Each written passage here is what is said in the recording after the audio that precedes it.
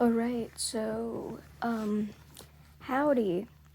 Sorry about the, long hiatus.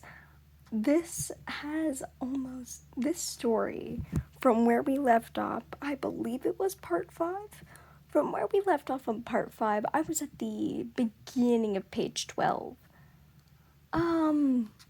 This thing has grown to 21 pages, and my current word count as of recording this is 13,320. So, this is fun. This particular section is going to be one of my shorter ones because a lot happens very quickly. I will probably be recording part 7 tonight as well. Sorry about the long intro, let's just get started. Jenny couldn't tell if it was Vecna or her imagination making her dreams this awful remix of the horrible things that had happened to her. She saw Robin and Will melted into the mind flayer. She saw her parents leaving her home alone for the first time when she was 10. Dustin and Eddie getting mauled to death, crouched over her still corpse. Steve was trapped in that perpetual semi-drugged state, all of it at once. Distantly, she heard someone calling her name. It was so far away, she couldn't tell who it was. Jenny, come back. I know you can fight him off. Jenny! Shit. Vecna was probably possessing her. This was a dream. She reminded herself of that fact as she untangled each memory and the positive things each led to. Mind Flayer led to singing with Dustin. Her death had led to seeing Will again. Her parents leaving led to her discovering her love for music. Discovering her powers made her realize that she wasn't a monster. Find the silver linings. Jenny opened her ruby eyes and shot up, hitting her head on one of the cabinet handles and getting a nasty gash on her forehead. Her mouth tasted like weed and tobacco and leather, very distinctly Eddie's blood, seeing as he was the one pinned under her.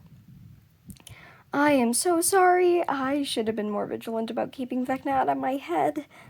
Jenny apologized, offering a hand to help Eddie through the vermilion fluid trickling down her face.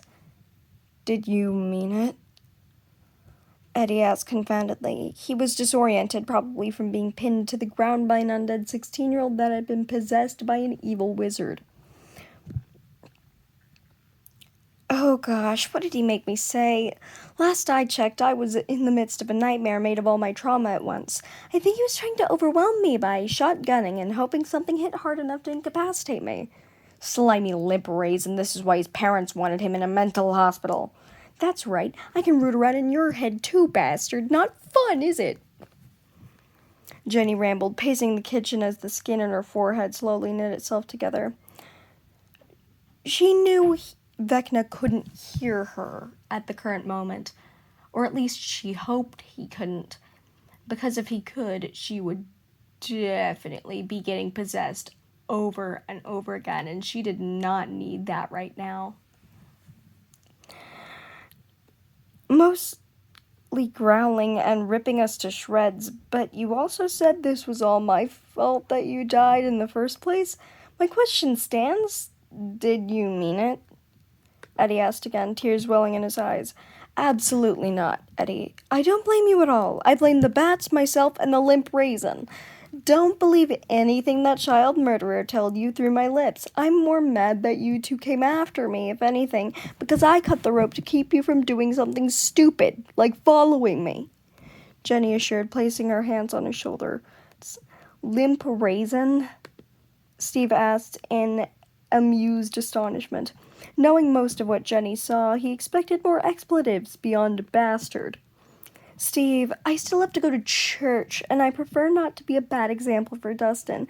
I don't cuss in front of people. I barely even use the Lord's name in vain, and I don't believe any of it. I go to church to sing in the choir. People trust me more to take care of their kids if they think I'm a Catholic, so I know a few Bible verses and go to church to give them that impression. I can't wait to see the look on Jason's face when I show up to church after being dead. Once something starts circulating in the church's gossip circle, it's basically seen as fact among everyone in town. Jenny chastised jokingly. She did intend to go to church on Sunday and tell them all how Eddie had saved her life, and multiple others could attest.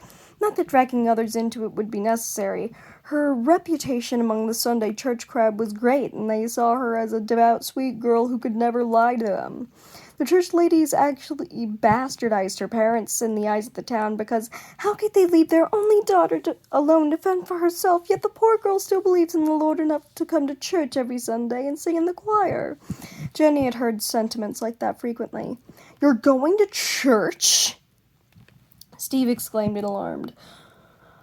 "I have to keep up appearances, and my standing in the church will help clear Eddie's name. Jenny has only missed her church once because she was trapped under rubble crawl is pretty convincing for the main opposition to the idea that Eddie isn't a murderous Satanist. If I say he saved mine and Dustin's life in an earthquake, they're inclined to believe me. I may say you were there with me because of what they know. You don't know him? You're unbiased, but we'll get there when we get there.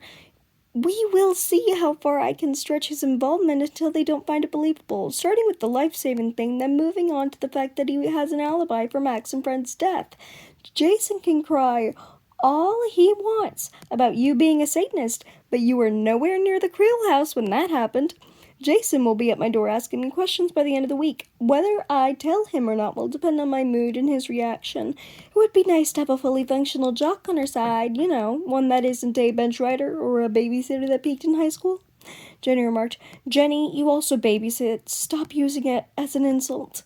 Steve snapped, "I get paid for childcare while the parents are absent. You gallivant around with children for free." Jenny joked, lightly punching Steve in the arm. "I appreciate the banter, but can I go back to bed? A wanted man needs his sleep." Eddie groaned, still dizzy from blood loss. "Wait 5-ish more minutes to make sure we don't have any other vampire issues to deal with." Jenny noted, "And that is all for now.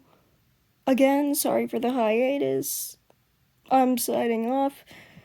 Good afternoon, good morning, good night, whatever time it is for you. Have a good time."